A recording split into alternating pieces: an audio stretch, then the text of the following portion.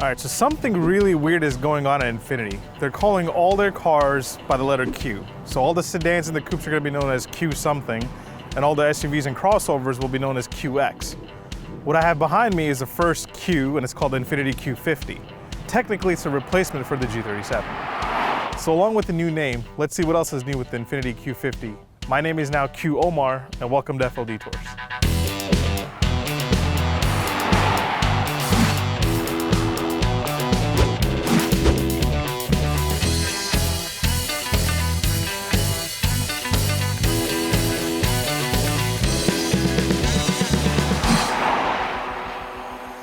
So what we have here is the Infiniti Q50, which is basically the replacement for the very popular G37. Now, Infiniti does still sell the G37 as a Q40, but that's because they're stuck in this whole different nomenclature of everything is gonna be Q from now on. So Q is all the sedan and the coupes, QX are all the crossovers and SUVs. I'm not a fan of the naming system, but this right here is the first fully dedicated Q model that's brand new from the company, meaning it's totally what we're gonna see from new Q models in the future.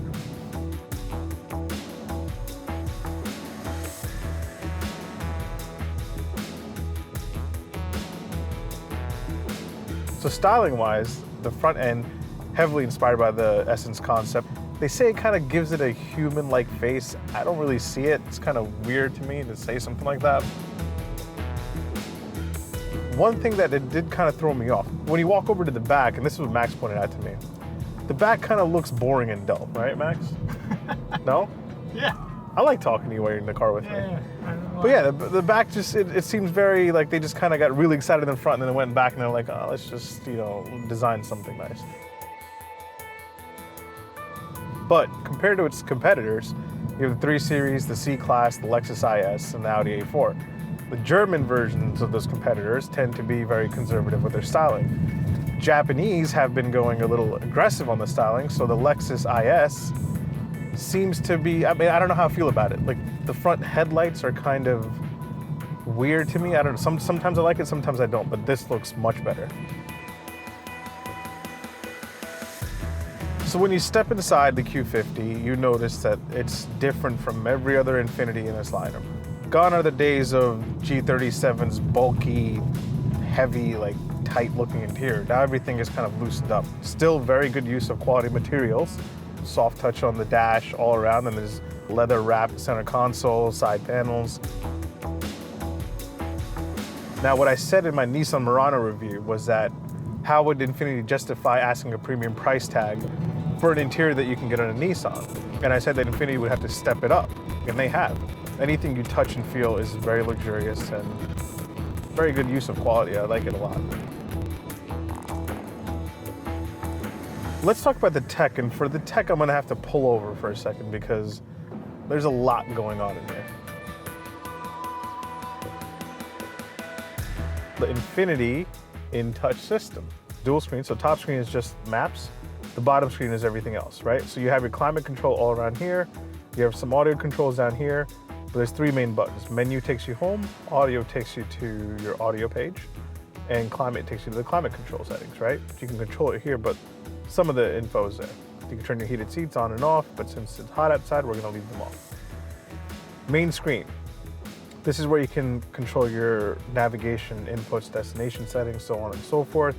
And then you have, you know, your phone settings, information about your car, including fuel economy, where you are, map information. And then you have Infiniti Connection, which you download an app on your phone, and you can send destinations from Google straight to your car. When you get into this app garage, you can control things like Facebook and email and online and a whole bunch of other stuff. So this is very iPad-like, very forward-thinking. But one thing I don't like, it is kind of slow. So if you notice, when I click on something, it takes a while to load. It's a little bit slow. One thing that's missing, which I really liked in the old Infinitis, is an analog clock. I feel like they had a history with having an analog clock that looked really nice. One thing I want to mention also is all this is customizable. So you see all these blank pages here? You can move all the icons back and forth to wherever you want to place them. That's very cool. All right, let's talk about the performance because this is a sports sedan and it competes with some of the best in the world out there, right? So we have a 3.7 liter V6 engine making 328 horsepower and 269 pound-feet of torque. Now that's made it to a 7-speed automatic no matter what model you pick, and 0 to 60 comes in 5.3 for this one, rear-wheel drive, and 5.6 for the all-wheel drive. Top speed 145, you're probably never gonna really hit that unless you're in a big rush. I'm just throwing that figure out there anyway. One of the big gripes everybody's been talking about in this Infiniti Q50 is the steering column, right? Apparently it's a drive-by-wire system, so it's kind of digital. You're not really connected to the wheels, so it's kind of artificial in a way. I don't really feel it as much as everybody's been complaining about it, but you know, you do feel there is something different here. You have the option of getting a regular steering, you know, like you are used to in the G37, or you can get this drive-by-wire system. There's a little bit of a difference. Go test drive both, see which one's for you and which one you enjoy the most. Now, of course, there's different driving modes. Right here, from this little toggle, you can select between personal, where you can set different things. Like you want your steering to be light or heavy, you can select that. You can want your acceleration to be hard or soft, you can select that. That's in the personal mode. Now go down to sport mode, makes the transmission change gears a little later, holds the revs a little longer, suspension gets a little tighter, steering gets a little bit heavier. Standard, just regular driving mode, I'm just cruising along, nothing crazy. Eco, that's for boring people, so we're not gonna talk about that.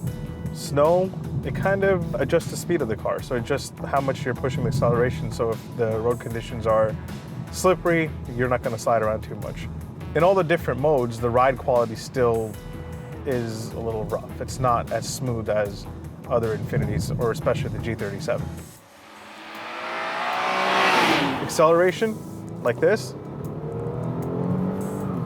Oh, it's great. That engine just pushes you to go harder and faster. And that's the thing about this car. It's not like when you push it hard, you don't get scared. It tells you, like, you know, push me harder. Let's go faster. Like, take me on a track, loosen up and just have fun. And you can throw this thing around. You can drift it. You can do all that cool kind of stuff all you want all day long. And it's a lot of fun to drive. I drove the Lexus IS, liked it. The new 3 Series, just throw that out the window because they're very, to me, and you might kill me for this, but to me they feel like Lincolns now. They're very smooth and their steering is not as heavy and dynamic as it used to be. Infiniti offers only one engine, which is a 3.7 liter V6. Now you have the BMW and the C-Class, the BMW 3 Series, and the Audi A4, which all offer 4-cylinder turbos. Now those are fun, but this thing is naturally aspirated, and you have paddle shifters too, so paddle all day long. Oh yeah, 25 miles an hour. Seems fast. So the big question here, should you buy this car if you're in the market for a luxury sports sedan? This does start at $37,150 for the base model. The one we're driving, which is a premium Q50S, starts at $40,000, and then when you load it up the way we have it loaded up here as our test car, you're looking at $50,000 plus. But you're getting more performance. Again, BMW, Audi, and Mercedes all offer entry-level 4-cylinders. BMW even goes down to like $32,000 because they have that 320i stuff, which is useless. But this Infiniti Q50, at the price point, you get a lot of stuff in here. You get everything and anything you want from a luxury sedan.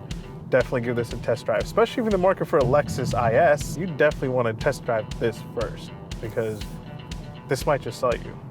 So once again, that's my opinion on the Infiniti Q50. My name is Omar. I'm changing it back to Omar. I'm not going to make it Q Omar or Kilmar because that's just weird. Infiniti, please go back to some normal naming system because this Q thing is too confusing. All right, I'll catch you guys next time on FL Detours. Stay healthy and stay happy.